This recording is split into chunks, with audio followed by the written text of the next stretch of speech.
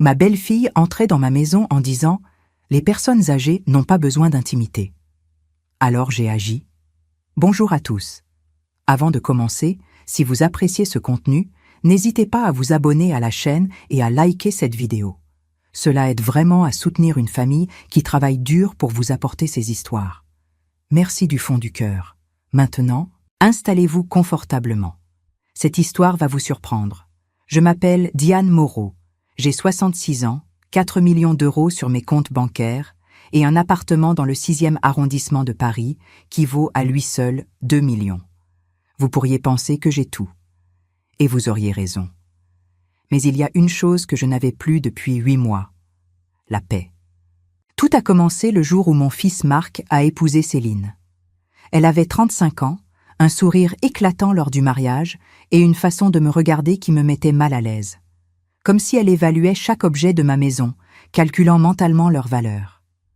Je me souviens du toast qu'elle a porté ce soir-là, dans le salon de réception du Plaza Athénée. Elle avait levé sa coupe de champagne, ses yeux brillants sous les lustres en cristal, et avait dit d'une voix forte « À ma nouvelle famille, et surtout à Diane, qui a tant à partager avec nous. » Marc avait ri.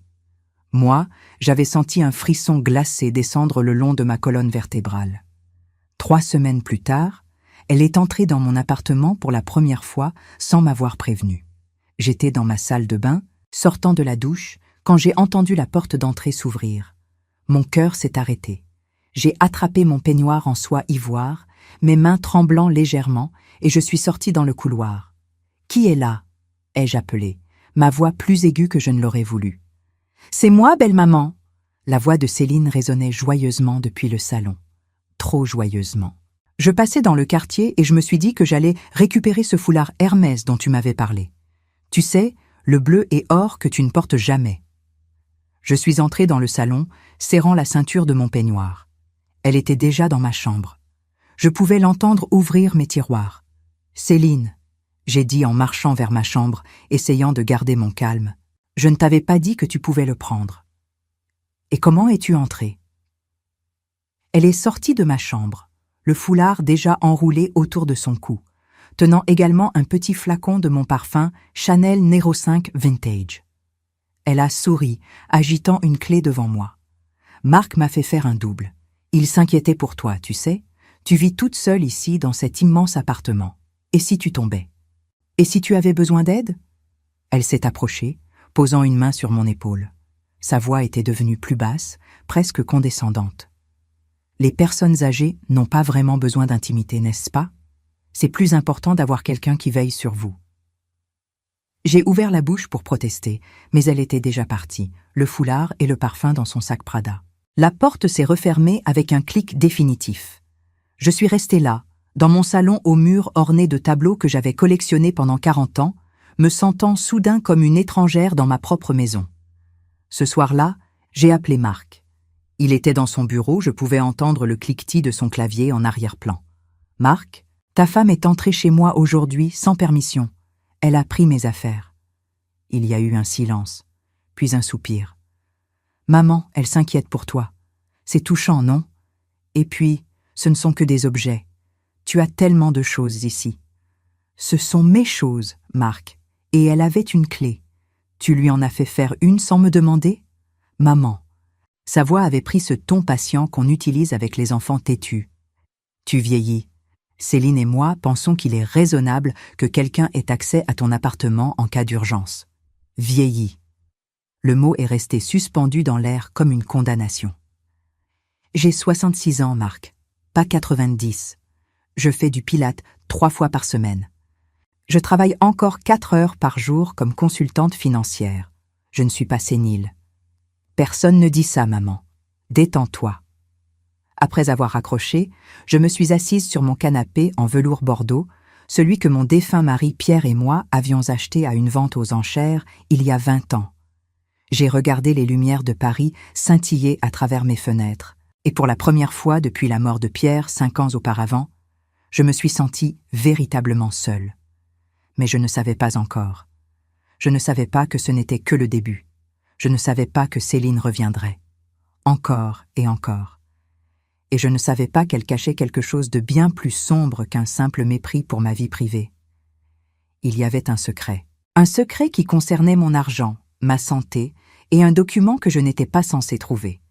Mais ça, je ne le découvrirais que bien plus tard, quand il serait presque trop tard. Les semaines suivantes ont été un cauchemar qui s'intensifiait lentement. Céline est revenue, pas une fois, pas deux fois, mais encore et encore, comme une marée qui monte imperceptiblement jusqu'à ce que vous réalisiez que vous êtes en train de vous noyer. Le jeudi suivant, je rentrais de ma séance de pilates chez Studio Vivre, rue de Rennes. Mes clés tintaient dans ma main, mes muscles agréablement fatigués. J'ai ouvert la porte de mon appartement et je me suis figé. Le salon était en désordre. Pas complètement dévasté, mais suffisamment perturbé pour que je le remarque immédiatement. Le coussin du canapé était de travers. Le tiroir de ma console était entrouvert. Et sur la table basse, là où je laissais toujours mon courrier soigneusement empilé, il y avait un vide. Mon cœur s'est mis à battre plus vite. J'ai marché vers mon bureau, dans la petite pièce qui donne sur la cour intérieure. La porte était ouverte. Mon ordinateur portable était allumé, l'écran montrant ma banque en ligne. Je ne l'avais pas laissé ainsi. Jamais. J'ai immédiatement vérifié mes comptes. Rien ne manquait. Mais quelqu'un les avait consultés. Quelqu'un connaissait maintenant exactement combien j'avais. J'ai appelé Marc, mes mains tremblant tellement que j'ai failli faire tomber le téléphone. Elle est revenue, Marc. Céline est entrée chez moi pendant que j'étais sortie. Elle a fouillé dans mes affaires. Elle a regardé mes comptes bancaires. Maman, tu es sûre? Peut-être que tu as oublié de... Je n'ai rien oublié. Ma voix était montée malgré moi. Marc, elle me surveille. Elle attend quelque chose. Qu'est-ce qu'elle attendrait? Il semblait sincèrement confus, peut-être même un peu inquiet, mais pas pour les bonnes raisons. Écoute, je vais lui parler. Mais maman, tu as peut-être besoin de te reposer un peu. Le stress peut jouer des tours. Le stress, comme si j'imaginais tout cela. Cette nuit-là, je n'ai pas dormi. Je suis restée assise dans mon lit, dans ma chemise de nuit en soie blanche, regardant la porte de ma chambre, écoutant chaque craquement de l'immeuble centenaire, me demandant si elle avait vraiment quitté l'appartement ou si elle attendait quelque part dans l'ombre. Le lendemain matin, j'ai pris une décision. J'ai appelé un serrurier. Un homme d'une 50aine d'années est arrivé à 11 heures avec sa boîte à outils et son air professionnel. « Je veux changer toutes les serrures », ai-je dit. « Toutes. Porte d'entrée, porte de service, tout. » Il a hoché la tête sans poser de questions. À Paris, on respecte la vie privée des gens. Pendant qu'il travaillait, j'ai appelé une entreprise de sécurité. Une femme à la voix efficace a répondu. Je voudrais installer des caméras de surveillance dans mon appartement. Discrètes, mais efficaces. Bien sûr, madame. Combien de pièces? 5, salon, entrée, couloir, chambre et bureau. Le lendemain, les caméras étaient installées. De petits dispositifs noirs, pas plus grands qu'un bouton de chemise, cachés dans les cadres photos, derrière les livres, dans les coins du plafond. Connectés à une application sur ma tablette. Je pouvais maintenant tout voir, en temps réel, depuis n'importe où. J'ai attendu. 3 jours, 4 jours. Rien. Et puis, le lundi suivant, à 15h37 exactement, ma tablette a vibré. Notification, mouvement détecté, entrée principale. J'étais chez mon amie Béatrice, dans son appartement de Montparnasse. Nous prenions le thé, parlant de tout et de rien. J'ai attrapé ma tablette, mes mains soudain glacées. Sur l'écran, Céline. Elle venait d'entrer dans mon appartement. Mais comment? J'avais changé les serrures. Elle a marché directement vers le salon, puis vers ma chambre. Elle savait exactement où aller. Elle a ouvert le tiroir de ma commode, celui où je garde mes bijoux de moindre valeur, ceux que je porte quotidiennement. Elle en a pris 3. Une broche en or, un bracelet en argent et une paire de boucles d'oreilles en perles. « Diane, tu es là ?» La voix de Béatrice m'a ramenée à la réalité. « Excuse-moi » ai-je murmuré, mes yeux toujours fixés sur l'écran. « Je dois partir. » Sur le chemin du retour, dans le taxi qui traversait le boulevard Saint-Germain, j'ai regardé l'enregistrement encore et encore. Comment était-elle entrée? Et puis, je l'ai vue. Dans ses mains, avant d'ouvrir la porte, une clé neuve, brillante. Elle avait fait refaire un double. Malgré le changement de serrure, elle avait trouvé un moyen. Peut-être avait-elle soudoyé le serrurier? Ou peut-être avait-elle une technique que j'ignorais. Quand je suis arrivé chez moi, l'appartement était vide, silencieux. Mais l'air semblait différent, chargé de sa présence persistante. J'ai vérifié le tiroir. Les 3 bijoux manquaient. Cette fois, je n'ai pas appelé Marc. J'ai appelé quelqu'un d'autre. Un numéro que m'avait donné Béatrice il y a des années, lors d'une conversation sur les précautions à prendre quand on vit seul avec de l'argent. « Détective privé Arnaud Mercier », a répondu une voix grave. « Monsieur Mercier, j'ai besoin de vos services, rapidement. » Mais même alors, même en prenant ces mesures, je ne savais pas encore toute la vérité. Je ne savais pas ce que Céline cherchait vraiment. Je ne savais pas qu'elle avait un complice, quelqu'un de proche, quelqu'un en qui j'avais confiance. Et je ne savais surtout pas ce qu'elle prévoyait de faire une fois qu'elle aurait trouvé ce qu'elle cherchait. Le document. Le maudit document que j'allais découvrir. Celui qui allait tout changer. Arnaud Mercier est arrivé le lendemain matin à 9 heures précises. C'était un homme dans la fin de la quarantaine, avec des cheveux gris aux tempes et des yeux qui ne manquaient rien. Il portait un costume sombre sans être ostentatoire, et il avait cette façon de se déplacer silencieusement qui me donnait à la fois du réconfort et de l'inquiétude. « Madame Moreau, » a-t-il dit en me serrant la main dans mon salon, « racontez-moi tout depuis le début. » Pendant 1 heure, je lui ai tout expliqué. Les visites répétées de Céline, les objets disparus, les comptes bancaires consultés, les serrures changées et pourtant inefficaces. Il prenait des notes dans un petit carnet en cuir, hochant la tête de temps en temps. « Vous avez les enregistrements vidéo ?» a-t-il finalement demandé. Je lui ai montré tout ce que j'avais sauvegardé sur ma tablette. Il a regardé attentivement, ses yeux se plissant légèrement quand Céline est apparue à l'écran. « Elle sait où chercher », a-t-il murmuré. « Elle ne fouille pas au hasard, elle va directement aux endroits précis, comme si elle avait une liste. » « Une liste de quoi ?» Il a levé les yeux vers moi. « C'est ce que nous allons découvrir. Madame Moreau, puis-je vous poser une question personnelle ? Bien sûr. Avez-vous un testament ? Des documents concernant votre succession ? » Mon estomac s'est serré. « Oui, dans le coffre-fort de mon notaire. Pourquoi ? Votre belle-fille le sait-elle ?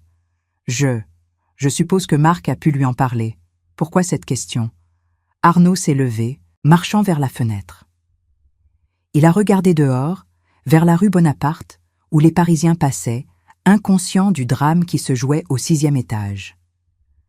Parce que selon mon expérience, madame, quand quelqu'un s'intéresse autant aux biens et aux finances d'une personne âgée, il y a généralement 2 motivations. Soit il prépare un vol, soit il prépare quelque chose de pire. De pire, vous voulez dire. Je veux dire qu'il serait prudent de vérifier votre testament, de vous assurer que personne n'a essayé de le modifier. Et également, il a hésité, de faire un bilan de santé complet, avec des analyses toxicologiques. Le sang s'est retiré de mon visage. Vous pensez qu'elle essaierait de me... Je ne pense rien encore, madame, mais je préfère être prudent. Avez-vous remarqué des symptômes inhabituels dernièrement ? Fatigue excessive ? Nausées ? Moments de confusion ? J'ai réfléchi, maintenant qu'il en parlait. Oui, ces 3 dernières semaines, j'avais eu des moments étranges, des vertiges inexpliqués, une fatigue qui me tombait dessus brutalement en milieu d'après-midi. J'avais attribué ça au stress. Mon Dieu, ai-je murmuré, ne paniquez pas. Cela peut être simplement le stress, comme vous le pensiez. Mais vérifions. En attendant, je vais enquêter sur votre belle-fille, ses antécédents, ses finances, ses fréquentations. Donnez-moi quelques jours. Après son départ, je suis restée assise sur mon canapé, paralysée par la peur. Était-ce possible ? Céline voulait-elle vraiment me tuer ? Pour l'héritage ? J'ai pris rendez-vous avec mon médecin, le docteur Laurent Dubois, pour le surlendemain. Puis j'ai appelé mon notaire, maître Jean-Pierre Fontaine. « Maître, j'ai besoin de vérifier mon testament.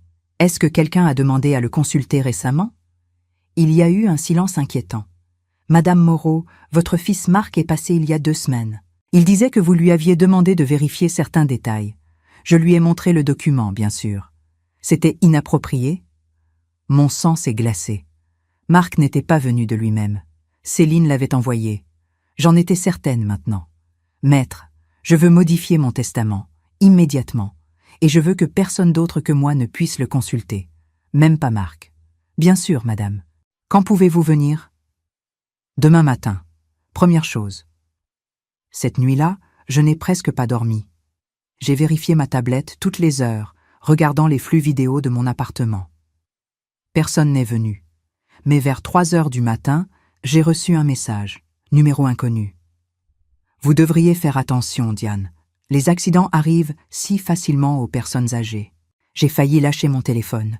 Mes mains tremblaient violemment. J'ai immédiatement fait une capture d'écran et l'ai envoyée à Arnaud Mercier. Sa réponse est arrivée 5 minutes plus tard. Ne répondez pas. Sauvegardez tout. Je trace le numéro. Le lendemain matin, chez Maître Fontaine, j'ai modifié mon testament. J'ai tout laissé à Marc, mais avec une clause. L'argent serait bloqué dans un trust pendant 5 ans, géré par des administrateurs indépendants. Céline ne pourrait pas y toucher immédiatement, même si je mourais. « Vous êtes certaine, Madame Moreau ?» a demandé le notaire, ses lunettes glissant sur son nez. « Absolument certaine. Et maître, si quelque chose m'arrive dans les 6 prochains mois, je veux que ce document soit transmis immédiatement à la police. » Il a hoché la tête gravement. « Vous pensez être en danger ?» Je commence à le croire, oui. L'après-midi même, j'étais chez le docteur Dubois. Analyse sanguine, analyse d'urine, même des analyses de cheveux pour détecter des traces de substances toxiques sur plusieurs mois. « Madame Moreau, pourquoi ces tests ?» a-t-il demandé, inquiet. « Appelez ça de la précaution. Combien de temps pour les résultats ? 48 heures pour les analyses standards, 1 semaine pour les toxicologies approfondies. En rentrant chez moi, j'ai trouvé un message vocal sur mon téléphone. C'était Arnaud Mercier. « Madame Moreau, j'ai des informations importantes. Pouvez-vous venir à mon bureau demain à 10 heures ? Et madame, ne venez pas seule. Amenez quelqu'un en qui vous avez confiance. Ce que j'ai découvert est troublant. » J'ai écouté le message 3 fois. Sa voix était différente, tendue, presque effrayée. Qu'avait-il découvert sur Céline ? Qu'avait-elle fait avant d'épouser Marc ? Et surtout, qui était son complice ? Celui qui l'aidait à entrer chez moi, malgré tout. La réponse allait me choquer plus que tout ce que j'avais imaginé jusque-là. Le lendemain matin, j'ai demandé à Béatrice de m'accompagner au bureau d'Arnaud Mercier. C'était une journée de novembre grise et froide, le genre de jour où Paris semble enveloppé dans une brume mélancolique. Nous avons marché côte à côte dans la rue du Cherche-Midi, nos écharpes serrées contre le vent. Le bureau de Mercier était au 3e étage d'un immeuble haussmannien, une pièce aux murs tapissés de bibliothèques remplies de dossiers. Il nous a accueillis avec un visage grave. « Madame Moreau ? Madame ?» Il a regardé Béatrice. « Béatrice Arnaud, son amie, » a-t-elle répondu d'une voix ferme. « Très bien, asseyez-vous, s'il vous plaît. » Il a sorti un dossier épais de son tiroir et l'a posé sur le bureau entre nous. Sur la couverture, une photo de Céline. « Madame Moreau, votre belle-fille n'est pas celle qu'elle prétend être. » Mon cœur a commencé à battre plus vite. Céline Dubois, comme elle se fait appeler maintenant, s'appelait en réalité Céline Martin. Elle a été mariée 2 fois avant votre fils. Le premier mari, un homme de 68 ans, riche entrepreneur à Lyon, est mort d'une crise cardiaque 6 mois après leur mariage. Elle a hérité de la moitié de sa fortune, environ 800 000 €. Le second mari, 72 ans, antiquaire à Bordeaux, est mort d'un accident vasculaire cérébral 1 an après leur mariage. Elle a hérité de la totalité cette fois, 1,2 million. Le silence dans la pièce était assourdissant. Béatrice a posé sa main sur la mienne. 2 maris âgés, morts de causes naturelles apparentes dans les 2 ans suivant le mariage. Les 2 très riches, les 2 sans enfants proches. Arnaud a ouvert le dossier, révélant des documents, des photos, des articles de journaux. Dans les 2 cas, il y a eu des enquêtes brèves, mais aucune preuve de crime.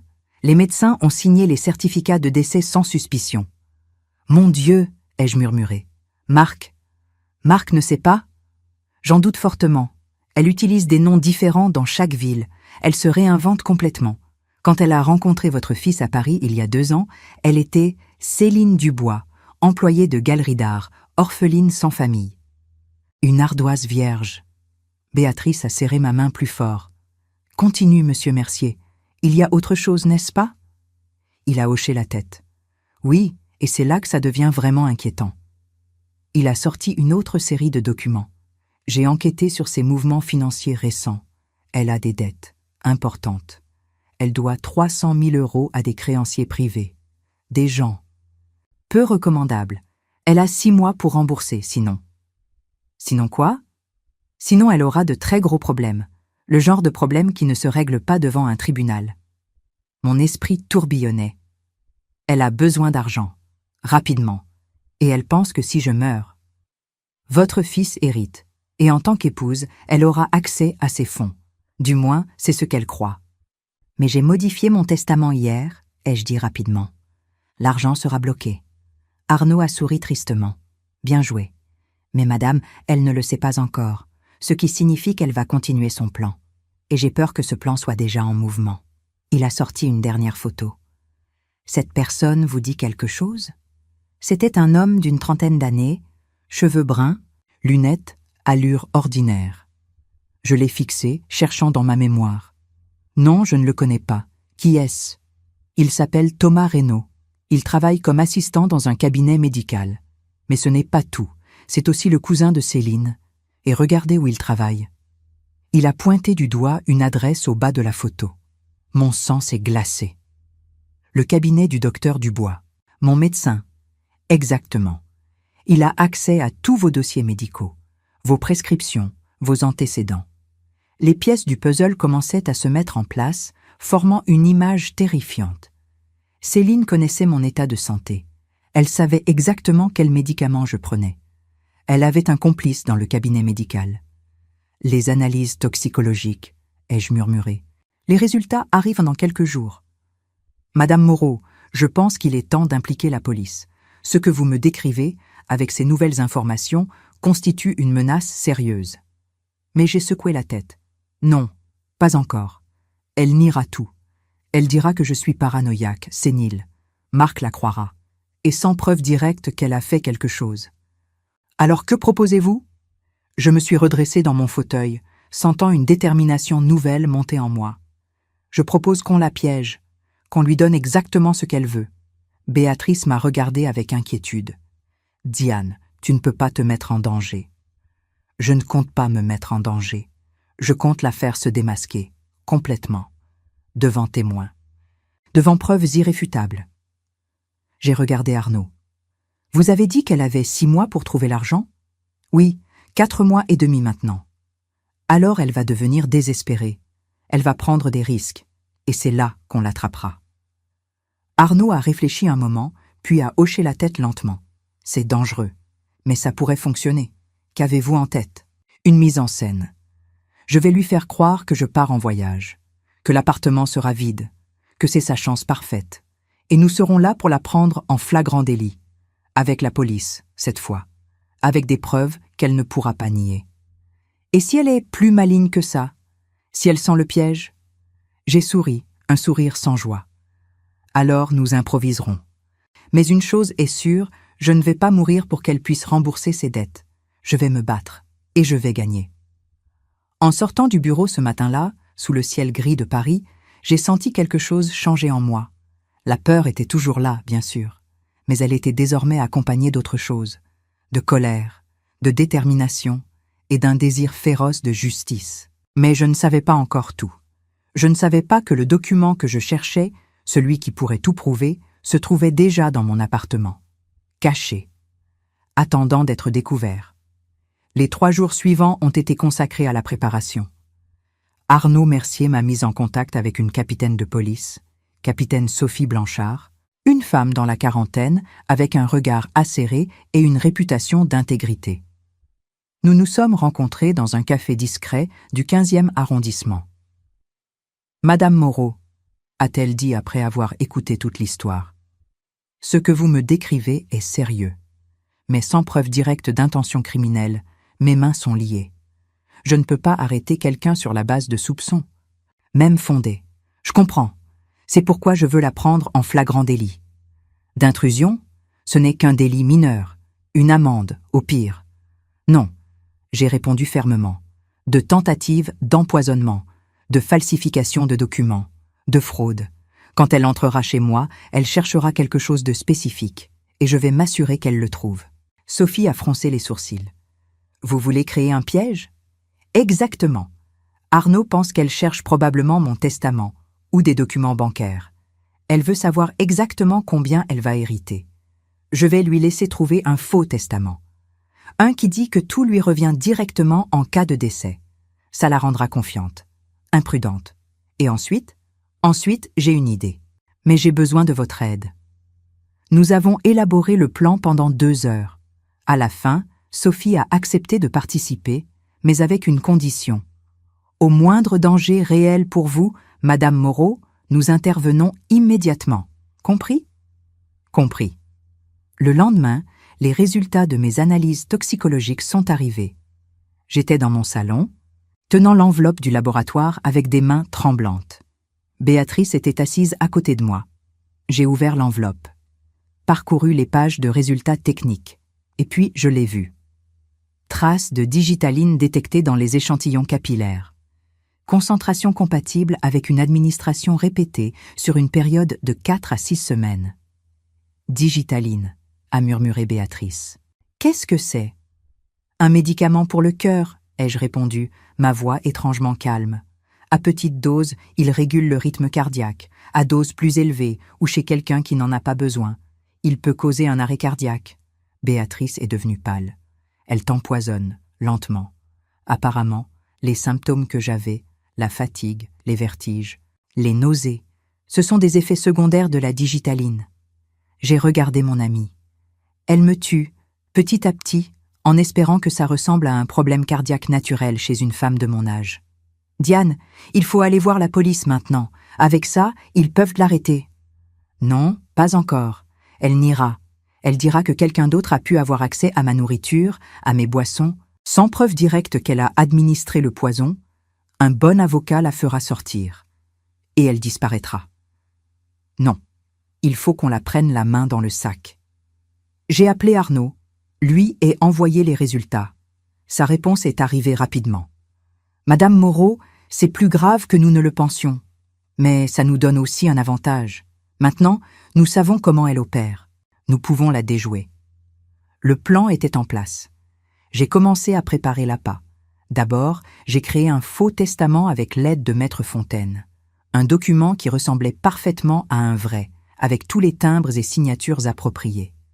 Dans ce faux testament, je léguais l'intégralité de ma fortune directement à Marc, sans restriction, disponible immédiatement. Céline penserait qu'en tant qu'épouse, elle y aurait accès instantané. J'ai placé ce document dans mon bureau, dans un tiroir que je laissais maintenant légèrement entrouvert, comme une invitation. Ensuite, j'ai accidentellement laissé un flacon de mes médicaments pour le cœur dans l'armoire à pharmacie de ma salle de bain. Mais ce n'était pas de la digitaline. C'étaient des vitamines inoffensives dans un flacon soigneusement étiqueté. Si elle essayait de me donner une dose mortelle en remplaçant mes vrais médicaments, elle échouerait. Mes vrais médicaments, je les gardais maintenant dans un coffre-fort portable que je transportais avec moi. Arnaud a installé des caméras supplémentaires, plus sophistiquées, capables d'enregistrer le son avec une clarté parfaite. Nous pourrions entendre chaque mot qu'elle prononcerait. Et puis, j'ai lancé la phase finale du plan. J'ai appelé Marc. Mon chéri, j'ai décidé de prendre des vacances. Je pars à Nice pour 2 semaines. J'ai besoin de soleil, de repos. Le médecin dit que ça me ferait du bien. C'est une excellente idée, maman. Tu mérites des vacances. Quand pars-tu? Après-demain. Je voulais te prévenir, au cas où tu essaierais de me joindre et que je ne réponde pas. D'accord, profite bien. Et maman, je suis content que tu prennes soin de toi. Sa voix était si sincère, si aimante. Mon cœur s'est serré. Mon pauvre Marc, il ne savait rien. Il allait avoir le cœur brisé. Après avoir raccroché, j'ai informé aussi ma concierge, Madame Dupont, que je partais en voyage. Je l'ai fait d'une voix suffisamment forte pour que plusieurs voisins l'entendent dans le hall. Je serai absente 2 semaines, Madame Dupont. Si quelqu'un demande, je suis à Nice. Très bien, Madame Moreau. Bon voyage. Le piège était tendu. Le jour prévu, j'ai quitté mon appartement avec une valise, comme si je partais vraiment. Mais je suis simplement allée à l'hôtel Récamier, un petit hôtel boutique à 500 mètres de chez moi. J'ai pris une chambre au 4e étage, avec une vue qui, si je me penchais légèrement, me permettait de voir l'entrée de mon immeuble. Arnaud et la capitaine Blanchard étaient dans une voiture banalisée garée de l'autre côté de la rue. Et maintenant, nous attendions. Ma tablette était posée sur le lit devant moi, affichant les 6 flux vidéo de mon appartement. Mon cœur battait si fort que je pouvais l'entendre dans mes oreilles. 14 heures. Rien. 15 heures. Toujours rien. 15h30. Et puis, sur l'écran de l'entrée, je l'ai vue. Céline. Elle regardait à gauche, à droite, vérifiant que personne ne la voyait. Puis elle a sorti une clé et a ouvert ma porte. « Elle est là !» ai-je murmuré dans le téléphone avec Arnaud. Elle vient d'entrer. Nous la voyons aussi. Restez calme, Madame Moreau. Laissez-la aller jusqu'au bout. Sur l'écran, Céline se déplaçait rapidement dans l'appartement. Elle savait exactement ce qu'elle cherchait. Elle est allée directement à mon bureau. Et c'est là que tout a basculé. Parce que ce qu'elle a fait ensuite allait révéler le secret le plus sombre de tous. Sur l'écran de ma tablette, je regardais Céline ouvrir le tiroir de mon bureau. Ses mains tremblaient légèrement. Pas de nervosité, mais d'excitation. Elle a trouvé le faux testament presque immédiatement. Ses yeux ont parcouru le document et j'ai vu son visage s'illuminer d'un sourire terrifiant. « C'est ça », a-t-elle murmuré pour elle-même. « Tout l'argent, directement accessible. » Elle a pris son téléphone et a photographié chaque page du document. Puis elle l'a remis soigneusement dans le tiroir. Mais elle n'est pas partie. Au lieu de cela, elle est allée dans ma chambre. Mon estomac s'est noué. Qu'est-ce qu'elle cherchait d'autre? Elle a ouvert ma table de nuit. Puis mon armoire. Elle cherchait quelque chose de spécifique. Je pouvais le voir à ses mouvements précis, méthodiques. Et soudain, elle s'est arrêtée. Elle venait de remarquer quelque chose. Un coin de papier qui dépassait sous mon matelas. Mon cœur a cessé de battre. Je n'avais rien caché sous mon matelas. Qu'est-ce que c'était? Céline a soulevé le matelas et a tiré une enveloppe Kraft. Une enveloppe que je n'avais jamais vue de ma vie. Elle l'a ouverte et en a sorti plusieurs feuilles. Sur la vidéo, je pouvais voir son visage devenir d'abord confus, puis horrifié, puis finalement calculateur. Elle a lu les documents pendant plusieurs minutes, ses lèvres bougeant silencieusement. « Arnaud », ai-je dit dans le téléphone, ma voix tremblante, elle a trouvé quelque chose. Quelque chose que je ne connaissais pas. Qu'est-ce que c'est? Je ne peux pas voir assez clairement de notre position. Attendez. Céline a pris son téléphone et a appelé quelqu'un. Le son était parfaitement clair grâce aux nouvelles caméras. Thomas, c'est moi. J'ai un problème. Un gros problème. Sa voix était tendue, anxieuse. Tu te souviens des documents dont je t'ai parlé? Ceux que tu étais censé trouver dans son dossier médical? Une pause. Elle écoutait. Oui, je les ai trouvés, mais pas là où je pensais. Elle les cachait chez elle. Thomas, si ces documents sont vrais. Elle a pris une profonde respiration. Si ces documents sont vrais, alors tout notre plan tombe à l'eau. Elle n'a pas autant d'argent que nous pensions. En fait, elle est pratiquement ruinée. Quoi? De quoi parlait-elle? Écoute, a continué Céline. Selon ces documents, elle a fait des investissements catastrophiques il y a 3 ans. Elle a perdu presque tout. Les 3 millions qu'elle a encore sur ses comptes, c'est tout ce qui reste. Et il y a une clause dans son testament, pas celui qu'elle a laissé dans le tiroir. Le vrai que j'ai trouvé ici, une clause qui dit que si elle a des dettes au moment de sa mort, tout l'argent ira d'abord à payer ses dettes. Et devinez quoi? Elle a des dettes énormes, des prêts garantis contre son appartement. Mon esprit tournait à toute vitesse. Qu'est-ce que c'était que cette histoire? Je n'avais fait aucun investissement catastrophique. Je n'avais aucune dette. D'où venaient ces documents? Et puis, soudainement, j'ai compris. Ces documents étaient faux. Quelqu'un les avait placés dans mon appartement. Mais qui? Et pourquoi? Thomas, nous devons accélérer, disait Céline.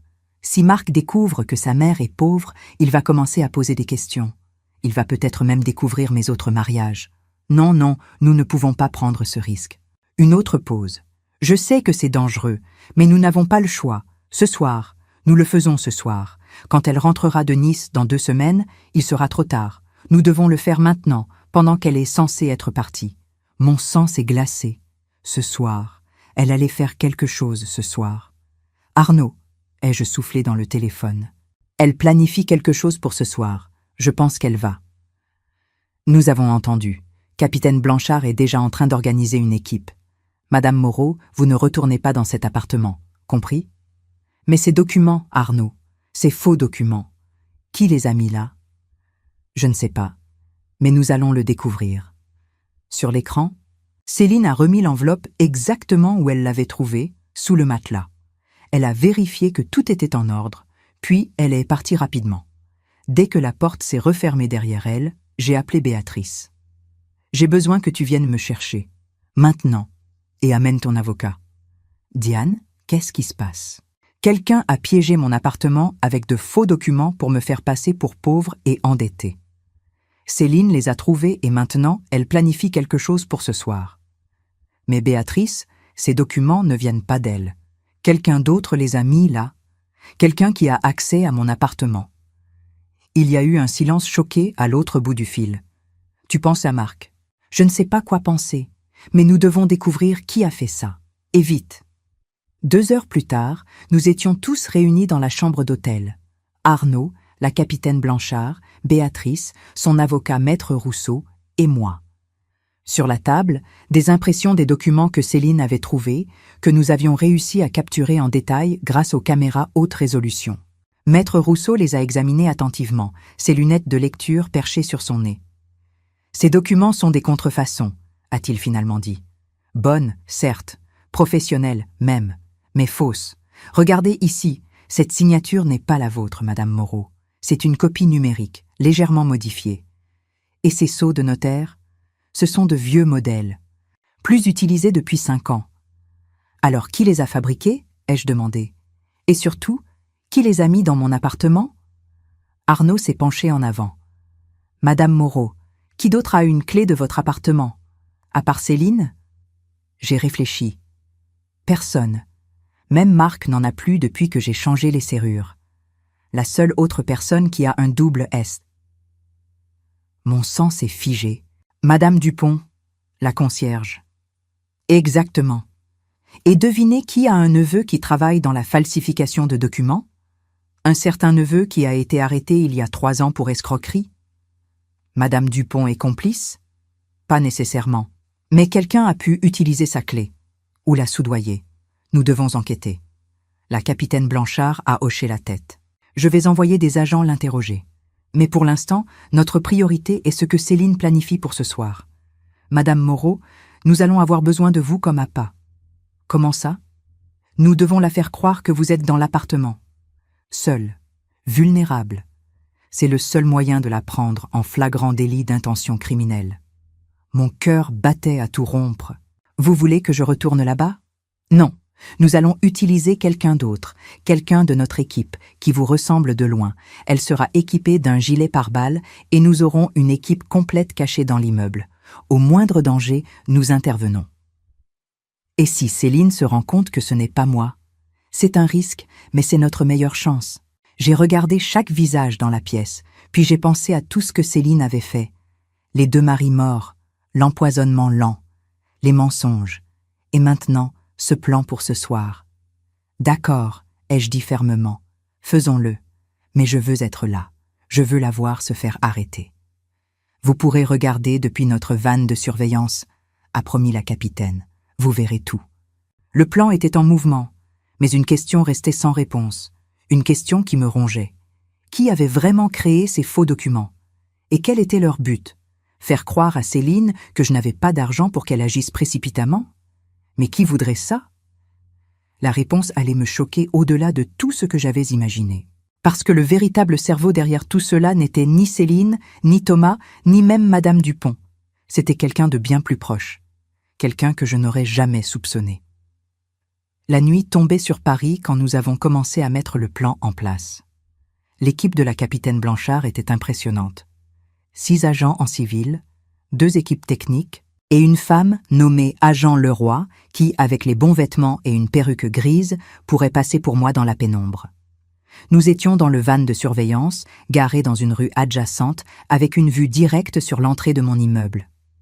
À l'intérieur, des écrans montraient les flux des caméras de mon appartement, plus de nouvelles caméras installées dans les escaliers et le hall. Agent Leroy est en position, a annoncé un technicien. Sur l'écran, je pouvais voir la silhouette de la femme dans mon salon, assise sur mon canapé, lisant un livre. De dos, avec l'éclairage tamisé, elle me ressemblait étonnamment. Il était 19h30. Arnaud était assis à côté de moi, ses yeux fixés sur les écrans.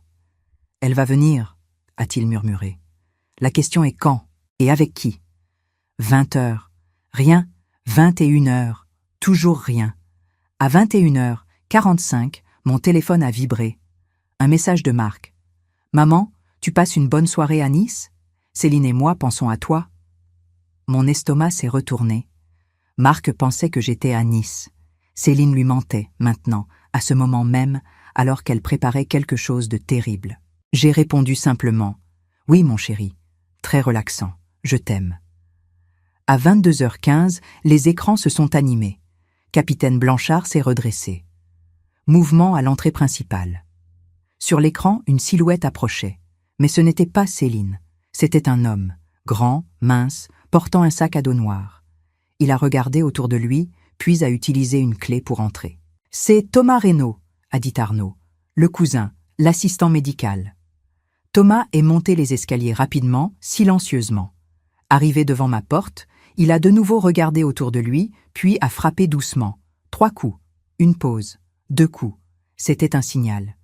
La porte s'est ouverte de l'intérieur. Céline était déjà là, cachée dans mon appartement. Elle avait dû entrer plus tôt. Quand nous ne regardions pas, peut-être par une autre entrée. Combien de sorties à cet immeuble ? Ai-je demandé à la capitaine. 3. Nous les surveillons toutes maintenant. Sur l'écran, Céline et Thomas parlaient à voix basse dans mon entrée. Nous pouvions à peine les entendre. « Tu es sûr que ça va fonctionner ?» demandait Céline. « Certain. J'ai vérifié son dossier médical. Avec son âge et ses antécédents, ça passera pour une crise cardiaque naturelle, surtout avec tout ce que nous lui avons déjà donné. Et l'autopsie ? Il n'y en aura pas. Pas si le médecin signe le certificat de décès tout de suite. J'ai préparé le docteur Dubois. Je lui ai accidentellement laissé voir de fausses notes dans son dossier, suggérant des problèmes cardiaques graves. Il ne soupçonnera rien. Mon Dieu, ils avaient tout planifié, jusqu'au moindre détail. « Et l'injection ?» demanda Céline. Thomas a ouvert son sac à dos, en a sorti une seringue et un petit flacon. Chlorure de potassium. En intraveineuse, ça provoque un arrêt cardiaque instantané. Aucune trace après quelques heures. C'est ce qu'on utilise pour les exécutions légales dans certains États américains. La capitaine Blanchard a levé sa radio.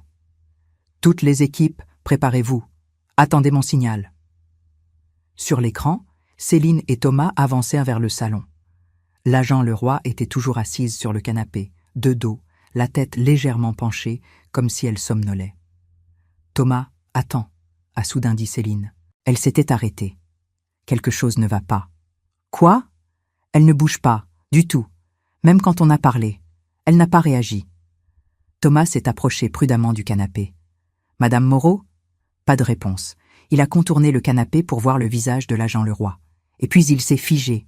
« Ce n'est pas elle, » a-t-il dit, sa voix montant d'une octave. « Céline, ce n'est pas elle. »« Allez, allez, allez !» a crié la capitaine dans sa radio. Les portes se sont ouvertes de partout. Des agents en gilet pare-balles ont surgi de ma chambre, de mon bureau, même du placard de l'entrée. En quelques secondes, Thomas et Céline étaient au sol, menottes au poignet. « Police, vous êtes en état d'arrestation !» Sur l'écran, je voyais Céline se débattre, criant, pleurant. Thomas était immobile, son visage d'une pâleur mortelle. « C'était un piège, » murmurait-il. « Un putain de piège. » J'ai fermé les yeux, respirant profondément. C'était fini. Enfin. Mais alors que nous descendions du van pour aller dans mon appartement, Arnaud a reçu un appel. Son visage est devenu grave. « Quoi? Vous êtes sûr ?» Il a écouté pendant 1 minute, puis a raccroché. Il s'est tourné vers moi. « Madame Moreau, nous avons un problème. » « Quel genre de problème? » Mes agents viennent d'interroger Madame Dupont, votre concierge. Elle nie farouchement avoir donné sa clé à qui que ce soit. Mais elle a dit quelque chose d'intéressant. Il y a 2 semaines, elle a surpris quelqu'un sortant de votre appartement. Quelqu'un qui avait une clé. Qui? Arnaud a hésité. Votre fils. Marc. Le monde s'est arrêté autour de moi. Non, non, ce n'est pas possible. Marc ne ferait jamais. Madame Moreau, nous devons considérer toutes les possibilités. Ces faux documents trouvés sous votre matelas, quelqu'un devait les y placer. Quelqu'un qui connaissait les mouvements de Céline. Quelqu'un qui voulait qu'elle les trouve. Mais pourquoi? Pourquoi Marc ferait-il ça? Je ne sais pas, mais je pense qu'il est temps de lui parler, directement. Nous sommes montés dans mon appartement. Céline et Thomas avaient été emmenés, mais la capitaine Blanchard était restée. Elle m'a regardé avec compassion. « Madame Moreau, voulez-vous que j'appelle votre fils ?» J'ai hoché la tête, incapable de parler. 30 minutes plus tard, Marc arrivait, affolé, paniqué. « Maman, qu'est-ce qui se passe? La police m'a dit que Céline a été arrêtée. Pourquoi ?» Il semblait genuinement choqué, confus, brisé. « Marc, ai-je dit doucement, assieds-toi, nous devons parler. » Je lui ai tout raconté. Les visites de Céline, l'empoisonnement, les plans pour me tuer ce soir. À chaque révélation, son visage devenait plus pâle, plus horrifié. « Non, » murmurait-il. « Non, non, non, elle ne peut pas. Nous sommes mariés, elle m'aime, elle... » Marc. J'ai posé ma main sur la sienne. Il y a autre chose. Les documents, ceux qui disaient que j'étais pauvre, endetté. Quelqu'un les a placés dans mon appartement, pour que Céline les trouve, pour qu'elle agisse précipitamment. Il m'a regardé, les yeux rouges. « Et vous pensez que c'est moi ?» Je ne sais pas quoi penser. Madame Dupont a vu sortir de mon appartement il y a 2 semaines. Marc a fermé les yeux. Une larme a coulé sur sa joue. C'est vrai, j'étais là. Mon cœur s'est brisé. Mais maman, ce n'est pas ce que tu penses. Je suis venue parce que j'avais commencé à avoir des soupçons sur Céline, des petites choses, des mensonges, des appels qu'elle cachait. Je suis venue chercher des preuves qu'elle te faisait du mal. Et tu as trouvé quelque chose? Il a hoché la tête. Des flacons, dans ton armoire à pharmacie. Des flacons de médicaments avec des étiquettes qui ne correspondaient pas au contenu. J'ai fait analyser l'un d'eux. C'était de la digitaline. Tu savais? Mon esprit tourbillonnait. Tu savais qu'elle m'empoisonnait? Je le soupçonnais, mais je n'avais pas de preuves. Et j'avais peur. Peur qu'elle me fasse du mal si je la confrontais. Alors j'ai fait quelque chose de terrible, maman. J'ai créé ces faux documents. Je les ai placés ici, pour qu'elle pense que tu n'avais plus d'argent, pour qu'elle abandonne, pour qu'elle me quitte et disparaisse. Un silence lourd est tombé dans la pièce. Mais ça n'a pas fonctionné, a-t-il continué, sa voix brisée. Au lieu de partir, elle a décidé d'accélérer les choses. Je regardais mon fils, mon unique enfant, celui que j'avais élevé, aimé, protégé, et il avait essayé de me protéger aussi, à sa façon maladroite et désespérée. « Marc, ai-je dit doucement, tu aurais dû me parler. Je sais, et maintenant. » La suite de cette histoire allait révéler un dernier secret. Un secret que même Marc ne connaissait pas. Nous étions tous assis dans mon salon comme des survivants d'un naufrage. Marc sur le canapé, la tête dans les mains. La capitaine Blanchard debout près de la fenêtre, parlant à voix basse dans sa radio. Arnaud à côté de moi, vérifiant ses notes.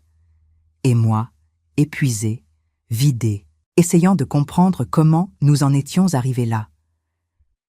« Madame Moreau » a dit la capitaine en se tournant vers nous. « Nous venons d'avoir les premières déclarations de Céline et Thomas au commissariat. Ils se rejettent la faute mutuellement, comme prévu. Mais Céline a dit quelque chose d'intéressant. Quoi? Elle a dit, de toute façon, ce n'était même pas mon idée au départ. C'est lui qui m'a contacté. Marc a levé la tête brusquement. Lui qui? Moi? Non. Elle refuse de donner un nom pour le moment. Elle négocie pour obtenir une réduction de peine en échange de l'information, mais elle a laissé entendre qu'il y avait quelqu'un d'autre. Quelqu'un qui l'a approché il y a plusieurs mois avec ce plan. Mon sang s'est glacé. Quelqu'un l'a recruté pour me tuer. C'est ce qu'elle prétend. Arnaud s'est levé brusquement. « Capitaine, je peux vous parler en privé ?» Ils sont sortis dans le couloir. Je pouvais les entendre murmurer, mais pas distinguer les mots. Marc me regardait, ses yeux pleins de questions et de peur. « Maman, qu'est-ce qui se passe ?»« Je ne sais pas, mon chéri, mais nous allons le découvrir. » Quand Arnaud et la capitaine sont revenus, leur visage était grave. « Madame Moreau, » a commencé Arnaud, « je dois vous poser une question difficile. Qui bénéficierait de votre mort, à part votre fils? » « Personne. Tout va à Marc dans mon testament. » « Et les autres personnes dans votre vie? Des associés d'affaires? Des amis proches? Des membres éloignés de la famille? » J'ai réfléchi. Il n'y a personne. Mon mari Pierre est mort il y a 5 ans. Nous n'avions pas de famille proche à part Marc. Mes associés ont tous pris leur retraite. Mes amis sont... Eh bien, des amis. Ils n'ont aucun intérêt financier dans ma vie. Et Béatrice? A demandé doucement la capitaine. Je me suis figé. Béatrice? Vous pensez que Béatrice? Non, non, s'est empressée de dire la capitaine. Je pose simplement la question. Qui d'autre était au courant de votre fortune? Eh bien, mon notaire, Maître Fontaine, mon conseiller financier, Gérard Lambert, mon comptable, Maurice Petit, mais ce sont tous des professionnels de confiance, avec des années. Votre conseiller financier, a interrompu Arnaud, Gérard Lambert, depuis combien de temps travaille-t-il pour vous? 15 ans. Pourquoi?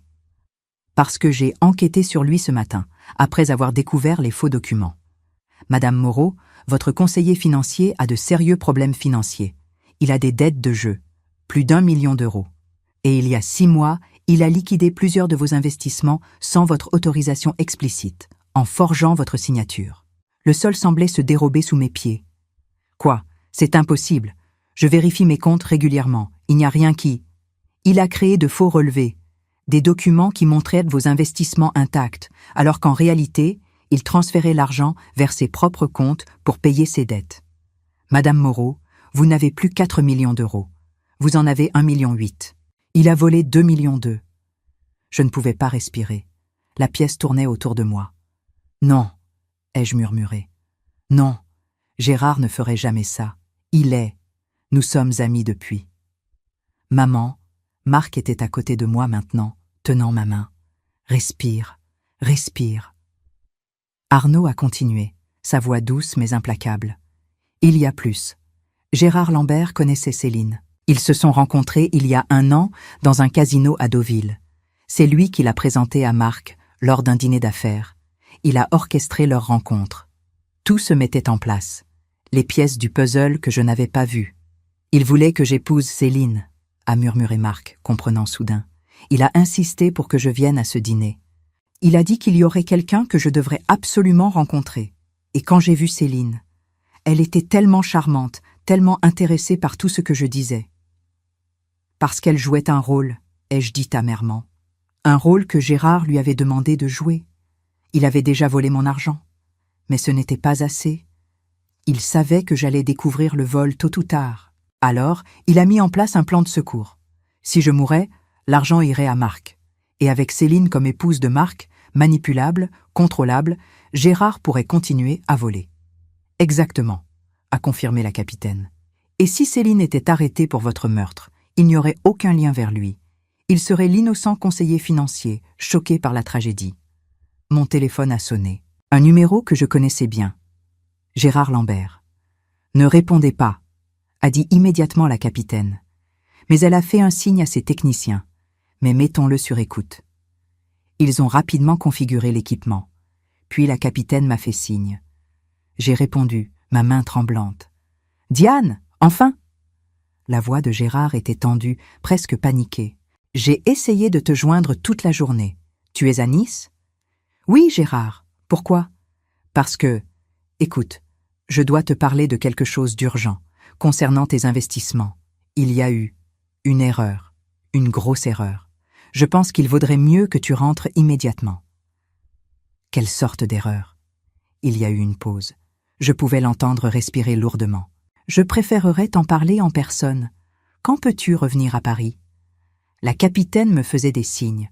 Continuer, le faire parler. Gérard, tu me fais peur. Dis-moi ce qui se passe. C'est juste que, il y a des fonds qui manquent. Et je ne comprends pas comment c'est arrivé. Mais ne t'inquiète pas, je vais tout arranger. J'ai juste besoin que tu signes quelques documents pour... Pourquoi, Gérard? Pour couvrir l'argent que tu as volé. Silence total. Diane, de quoi tu parles? Je parle des 2 200 000 € que tu as détournés de mes comptes au cours des 6 derniers mois. Je parle de Céline, que tu as recrutée pour m'épouser à mon fils et probablement me tuer. Je parle du fait que tu es ruiné par tes dettes de jeu et que tu as utilisé mon argent pour essayer de te sauver. Le silence qui a suivi était assourdissant. Puis, soudainement, Gérard a éclaté de rire. Un rire froid, désespéré. Tu sais quoi, Diane? Oui, c'est vrai. Tout. Et tu veux savoir le pire? Ça aurait marché. Si ce n'était pas pour ces putains de faux documents que quelqu'un a plantés dans ton appartement et qui ont fait paniquer Céline. Si elle avait continué à t'empoisonner lentement, tu serais morte dans 1 mois et personne n'aurait jamais rien su. Marc était debout, tremblant de rage. La capitaine faisait déjà des signes à ses agents par radio. « Où es-tu, Gérard ?» ai-je demandé. « Quelque part où tu ne me trouveras jamais. J'ai pris ce qui restait de ton argent ce matin, Diane. J'ai vidé tes comptes, tout. Et maintenant, je vais disparaître. Profiter de ma retraite anticipée. La ligne s'est coupée. Il ment, a immédiatement dit la capitaine. Il ne peut pas avoir vidé vos comptes. Nous avons mis une alerte sur tous vos actifs ce matin. Toute transaction importante aurait été bloquée. Mais Arnaud était déjà sur son ordinateur, vérifiant mes comptes bancaires en ligne avec les codes d'accès que je lui avais donnés. Son visage est devenu blanc. « Madame Moreau, vos comptes principaux sont vides. Il a tout transféré ce matin à 6 heures, avant que nous mettions les alertes. 1 800 000 €. Disparu. Je me suis assise lentement, après tout cela, après avoir échappé au poison, à l'assassinat, à ma belle-fille tueuse en série, après avoir tout risqué pour prendre le piège. J'avais perdu tout mon argent. Nous allons le retrouver, a promis la capitaine. Nous avons ses coordonnées, nous suivons son téléphone, nous. Il aura détruit son téléphone, ai-je dit, ma voix étrangement calme. Il aura utilisé des comptes offshore intraçables. C'est un professionnel de la finance. Il sait comment faire disparaître de l'argent. Marc était à genoux devant moi, tenant mes mains. « Maman, je suis tellement désolée. Tout ça, c'est ma faute. Si je n'avais pas épousé Céline... » « Non, j'ai touché son visage. Ce n'est pas ta faute. Tu as été manipulée, comme moi. » Mais dans ma tête, je pensais déjà. Gérard avait fait une erreur, une grosse erreur. Il avait sous-estimé une femme de 66 ans qui avait construit une fortune de 4 millions d'euros à partir de rien. Une femme qui avait survécu à la mort de son mari, aux trahisons, et maintenant à une tentative de meurtre. Il pensait avoir gagné, mais le jeu n'était pas terminé. Parce que j'avais un dernier secret, un secret que même Marc ne connaissait pas, un secret qui allait tout changer. Le lendemain matin, j'ai convoqué une réunion dans mon appartement. Marc, Béatrice, Arnaud, la capitaine Blanchard et 2 personnes que personne n'attendait.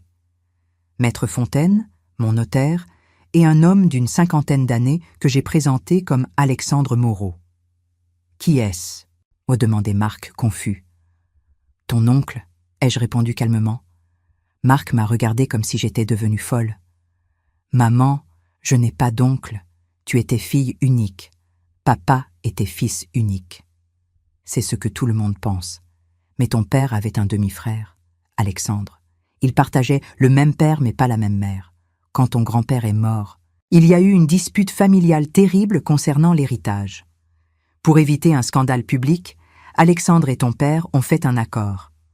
Alexandre prendrait sa part d'héritage et disparaîtrait de la vie publique. En échange, nous maintiendrions le secret. Alexandre a hoché la tête. Pierre et moi avons gardé contact en privé pendant toutes ces années. Quand il est mort, Diane m'a tout raconté. Nous avons décidé de continuer l'arrangement pour protéger la réputation de la famille. Mais pourquoi me cacher ça? Marc semblait blessé. Pour te protéger, ai-je dit doucement. Mais il y a une autre raison pour laquelle Alexandre est ici aujourd'hui. Alexandre, si tu veux bien. Alexandre a ouvert sa mallette et en a sorti plusieurs documents. Marc, ta mère est effectivement officiellement ruinée. Gérard Lambert a volé presque tout son argent. Presque. Ce que Lambert ne savait pas, c'est qu'il y a 15 ans, quand ton père et moi avons fait notre premier million ensemble, nous avons été prudents. Nous avons créé un trust offshore, aux îles Caïmans. Un trust dont j'étais le bénéficiaire et le gestionnaire. Il a posé les documents sur la table. Ce trust contient actuellement 2 800 000 €, intouchable par quiconque, sauf moi. Lambert n'en connaissait pas l'existence. Il ne pouvait pas le voler parce qu'il ne savait même pas qu'il existait. Le silence dans la pièce était total. « Vous voulez dire » a commencé Arnaud. « Je veux dire que je ne suis pas ruiné. Oui, j'ai perdu de l'argent, beaucoup d'argent, mais je ne suis pas détruite. Et maintenant, nous allons utiliser cet argent pour détruire Gérard Lambert. » J'ai regardé chaque personne dans la pièce. Voici ce que nous allons faire. Gérard pense que j'ai été vidé. Il pense qu'il a gagné. Il va se cacher quelques semaines, puis il va commencer à dépenser l'argent volé, à profiter de sa retraite. C'est dans sa nature. Il ne peut pas s'empêcher de jouer, de dépenser, de montrer sa richesse. Et nous le suivrons, a continué Arnaud, comprenant où je voulais en venir. Nous attendrons qu'il se sente en sécurité. Et puis, nous frapperons. Exactement, mais il y a plus. Capitaine Blanchard, où en sommes-nous avec Céline et Thomas? Ils sont en détention. Céline négocie toujours pour obtenir une réduction de peine. Elle est prête à témoigner contre Lambert. Thomas, quant à lui, s'est complètement effondré. Il avoue tout. L'empoisonnement, les plans de meurtre, son rôle dans la falsification des dossiers médicaux. Parfait. Et le docteur Dubois? Suspendu. Sous enquête pour négligence. Il jure qu'il ne savait rien, qu'il faisait confiance à son assistant. J'ai hoché la tête. Bien. Maintenant, voici mon plan complet. Alexandre va me prêter officiellement 500 000 €, publiquement, pour que je puisse survivre après la trahison de Lambert. Cette information va fuiter. Gérard l'apprendra. Et alors? A demandé Marc. Alors il pensera que j'ai encore de l'argent. Et sa cupidité le poussera à essayer de le voler aussi. Il ne pourra pas s'en empêcher. C'est un joueur compulsif, un voleur compulsif.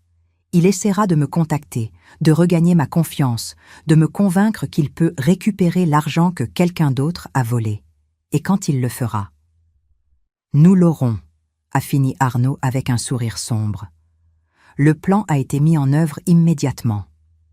Alexandre a fait un transfert public de 500 000 € vers mon compte. Nous avons fait en sorte que l'information soit accidentellement mentionnée à plusieurs personnes qui connaissaient de Gérard. Dans le monde de la finance parisienne, les rumeurs voyagent vite. Pendant ce temps, l'équipe d'Arnaud surveillait tous les canaux possibles de communication. Les emails, les téléphones, les réseaux sociaux, les contacts communs. 3 jours ont passé. Rien. 7 jours. Toujours rien. Il est peut-être plus intelligent qu'on ne le pensait, a dit Béatrice alors que nous prenions le thé dans mon salon. Ou plus effrayé, ai-je répondu. Mais il reviendra. J'en suis sûre. Le 10e jour, mon téléphone a sonné. Numéro masqué. Madame Moreau, une voix déformée, probablement par un logiciel. Oui? J'ai des informations sur ce qui est arrivé à votre argent, sur qui l'a vraiment volé. Je peux vous aider à le récupérer, mais nous devons nous rencontrer. Mon cœur battait la chamade, mais ma voix est restée calme. Qui êtes-vous? Quelqu'un qui connaît la vérité. Quelqu'un qui peut prouver que Gérard Lambert n'a pas agi seul, qu'il y avait d'autres personnes impliquées. Et ces personnes ont toujours votre argent. Pourquoi m'aideriez-vous? Parce qu'ils m'ont trahi aussi, et je veux ma revanche. Retrouvez-moi demain à midi, au café Les Deux Magots, place Saint-Germain. Venez seul.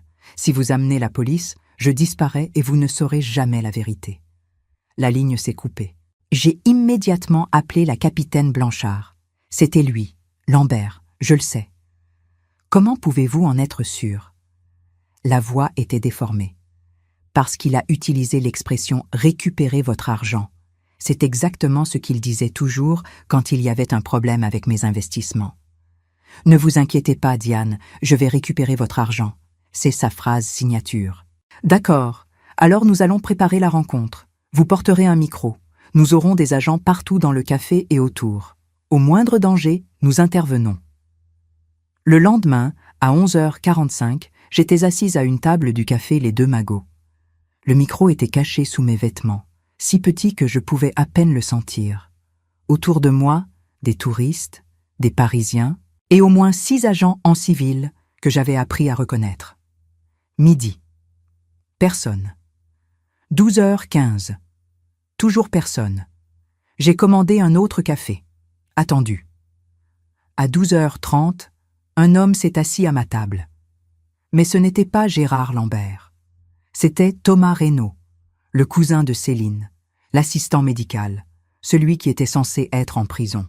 « Bonjour, Madame Moreau », a-t-il dit calmement. « Je parie que vous êtes surprise de me voir. » Je regardais fixement l'homme qui avait planifié de m'injecter du chlorure de potassium. L'homme qui devait être derrière les barreaux. « Comment êtes-vous sorti ?» Il a souri, un sourire qui m'a glacé le sang. « Parce que tout ce que vous pensez savoir est faux, Madame Moreau. Gérard Lambert ne tire pas les ficelles. Céline non plus. Ils ne sont que des pièces sur l'échiquier, des pièces sacrifiables. » Alors qui ? Thomas s'est penché en avant. « Quelqu'un que vous connaissez très, très bien. Quelqu'un qui vous a manipulé depuis le début. Quelqu'un qui est ici, maintenant, à cette table. » Et c'est alors que j'ai compris. La terrible, horrible vérité. Thomas a souri en voyant la compréhension s'afficher sur mon visage. « Vous commencez à comprendre, n'est-ce pas ?»« Ce n'est pas possible, » ai-je murmuré. « Vous êtes en prison. Ils vous ont arrêté. Ils ont arrêté quelqu'un qui leur ressemblait. Un acteur. Une doublure. Payé grassement pour jouer le rôle. La vraie équipe de police n'est jamais venue, Madame Moreau, votre capitaine Blanchard. Fausse, vos agents ? Faux, même Arnaud Mercier. Vous croyez vraiment qu'un détective privé pourrait découvrir autant d'informations si rapidement ? Le monde tournait autour de moi. Non, ce n'était pas possible. Mais les documents, les preuves, les enregistrements vidéo de Céline, tous réels. Céline essayait vraiment de vous tuer. Gérard a vraiment volé votre argent. Mais qui pensez-vous a donné à Céline votre adresse initiale ? Qui lui a dit exactement combien vous valiez ? Qui l'a mise en contact avec Gérard Lambert ? Vous ? Moi ? Enfin, pas exactement moi, mais l'organisation dont je fais partie. Voyez-vous, Madame Moreau, il existe à Paris un petit groupe très exclusif de personnes qui se spécialisent dans, disons, l'acquisition créative de patrimoine. Nous identifions des cibles riches, âgées, solitaires. Nous mettons en place des pièges élaborés. Et quand tout est terminé, nous partageons le butin. Mon téléphone était dans ma poche, si je pouvais juste. « Ne faites pas ça », a dit Thomas, comme s'il lisait dans mes pensées. « Votre téléphone est déjà désactivé, le micro que vous portez. Il ne transmet rien. Et les agents autour de nous ? Ce sont mes collègues. Nous contrôlons toute la situation. Que voulez-vous ? L'argent du trust, celui que votre beau-frère Alexandre contrôle. 2 800 000 €. Vous allez l'appeler maintenant et lui demander de tout transférer sur un compte que je vais vous donner. Vous lui direz que c'est pour piéger Gérard Lambert. Et il le fera, parce qu'il vous fait confiance. Et si je refuse ? Thomas a sorti son téléphone et m'a montré l'écran. C'était un flux vidéo en direct. De Marc, mon fils, attaché à une chaise dans ce qui ressemblait à un entrepôt. « Marc !» j'ai crié, attirant quelques regards. Thomas a rapidement éteint l'écran. Il est en sécurité, pour l'instant. Mais si vous refusez de coopérer, eh bien, les accidents arrivent. Surtout aux personnes qui n'écoutent pas les instructions. Les larmes coulaient sur mes joues. Après tout ce que j'avais traversé. Après avoir survécu à Céline, à l'empoisonnement, au plan de meurtre, j'allais perdre de toute façon. Perdre mon argent. Peut-être perdre mon fils. D'accord, ai-je murmuré. Je vais appeler Alexandre. Thomas a souri. Sage décision. Voici le numéro du compte. Il a écrit un numéro sur une serviette en papier. J'ai pris mon téléphone de ma poche tremblante, Composez le numéro d'Alexandre, mais pas celui qu'il m'avait donné officiellement, celui qu'il m'avait donné en privé. Notre code d'urgence. Si jamais je l'appelais sur ce numéro, il saurait que quelque chose n'allait pas. Alexandre, ai-je dit quand il a répondu, j'ai besoin que tu transfères tout l'argent du trust. Maintenant, c'est urgent. Diane, qu'est-ce qui ne va pas? Ta voix? S'il te plaît, fais-le. C'est pour piéger Gérard Lambert. Je t'enverrai les détails du compte par message. Il y a eu un silence. D'accord, donne-moi les informations. J'ai envoyé le numéro de compte par message. Thomas regardait avec satisfaction. Bien. Maintenant, nous attendons la confirmation du transfert. Ça devrait prendre environ 10 minutes. 10 minutes. J'avais 10 minutes pour trouver un moyen de sauver Marc et moi, mais je ne voyais aucune issue. Pas d'échappatoire. Sauf qu'Alexandre connaissait ce numéro d'urgence. Et si j'avais raison sur sa personnalité, s'il était vraiment l'homme que Pierre m'avait décrit, il ne transférerait jamais l'argent sur ce compte. Il appellerait la vraie police. Confirmation reçue, a dit Thomas, regardant son téléphone. 2 800 000 €, transférés avec succès. Mon cœur s'est serré. Non, Alexandre n'aurait pas. Vous semblez surprise, Madame Moreau. Vous pensiez qu'il appellerait la police? Il l'a fait. Mais devinez qui a répondu. Un de nos hommes, se faisant passer pour un officier. Nous contrôlons tout. Il s'est levé. Maintenant, quant à votre fils, il sera libéré dans 1 heure, indemne, à condition que vous ne parliez à personne de cette conversation pendant 48 heures. Si vous contactez la police, si vous faites quoi que ce soit, nous le saurons. Et Marc aura un accident tragique. Est-ce compris? Oui, ai-je murmuré, vaincu. Thomas a commencé à partir. Et puis quelque chose d'étrange s'est produit. Tous les clients du café se sont levés simultanément. Une vingtaine de personnes. Tous se sont dirigés vers Thomas. Thomas Reynaud, vous êtes en état d'arrestation pour extorsion, enlèvement et fraude. Ce n'était pas une fausse voix, c'était la vraie capitaine Blanchard. La vraie, pas celle que j'avais rencontrée avant, mais une femme que j'ai reconnue des photos d'Arnaud. La vraie capitaine. Thomas a essayé de fuir. 3 agents l'ont plaqué au sol en quelques secondes. Je ne comprenais rien. Comment? Un homme s'est approché de moi, Alexandre, mais il avait un badge de police à la main. Madame Moreau, je suis l'inspecteur Alexandre Beaumont.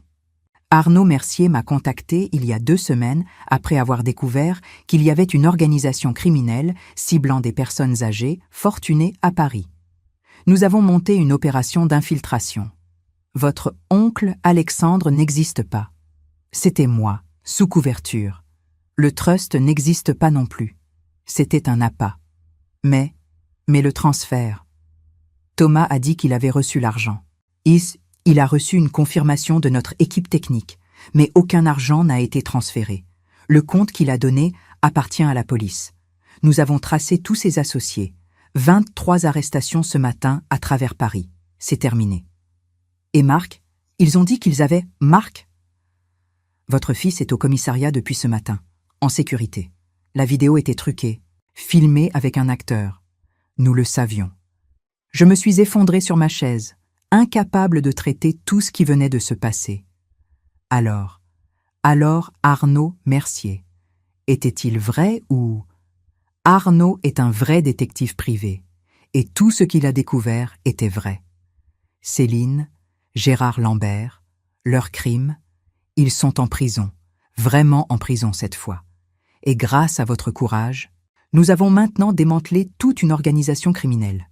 Mais mon argent, celui que Gérard a volé, l'inspecteur Beaumont a souri. Nous l'avons tracé. Il est dans un compte bloqué au Luxembourg. Nous sommes en train de préparer les documents pour vous le restituer. Ça prendra du temps, mais vous récupérerez tout. Les semaines suivantes ont été un tourbillon. Les procès, les témoignages. Céline a été condamnée à 20 ans de prison pour 2 meurtres antérieurs et tentative de meurtre sur moi. Thomas a 15 ans. Gérard Lambert, retrouvé à Monaco, a 25 ans pour vol, fraude et complicité de tentative de meurtre. Marc a demandé le divorce immédiatement. Il a commencé une thérapie pour traiter le traumatisme. Et lentement, très lentement, nous avons reconstruit notre relation. 8 mois plus tard, J'étais assise dans mon salon. Les mêmes meubles, les mêmes tableaux au mur. Mais tout semblait différent, plus léger. Mon argent avait été restitué. Tous les 3 800 000 € que j'avais avant le vol. J'avais même reçu des dommages et intérêts. Mais plus important encore, j'avais récupéré quelque chose que l'argent ne pouvait pas acheter. Ma dignité, ma force, ma vie. Béatrice est venue prendre le thé cet après-midi-là. Nous nous sommes assises près de la fenêtre, regardant Paris scintiller sous le soleil d'été. « Tu es devenue célèbre, tu sais », a-t-elle dit. L'histoire de la femme de 66 ans qui a démantelé un réseau criminel. Les médias t'appellent l'Avenger de Paris. J'ai ri. C'est ridicule. Je n'ai rien fait de spécial. J'ai juste refusé d'être une victime. C'est exactement ça qui est spécial, Diane. Tu as refusé d'accepter que parce que tu es plus âgée, tu es vulnérable. Tu as refusé d'accepter que tu ne mérites pas de respect, d'intimité, de sécurité. J'ai regardé mon amie, cette femme qui avait été à mes côtés à travers tout cela. Céline avait tort, ai-je dit doucement. Les personnes âgées ont besoin d'intimité. Nous avons besoin de respect. Nous avons besoin de dignité. Et si quelqu'un essaie de nous enlever ça? Je me suis arrêtée, un sourire lent se formant sur mon visage. Eh bien, il va apprendre une leçon qu'il n'oubliera jamais. Le téléphone a sonné. C'était Marc. « Maman, je me demandais si tu voudrais dîner avec moi ce soir. Il y a quelqu'un que je voudrais te présenter. Quelqu'un de gentil, de vraiment gentil cette fois. » J'ai souri. « J'aimerais beaucoup ça, mon chéri. Mais Marc, cette fois, peut-être que je pourrais faire une vérification de ses antécédents d'abord ?» Il a ri. Un vrai rire. Le premier depuis des mois. « Deal, maman, deal !» Après avoir raccroché, je suis restée assise, regardant par la fenêtre. 66 ans.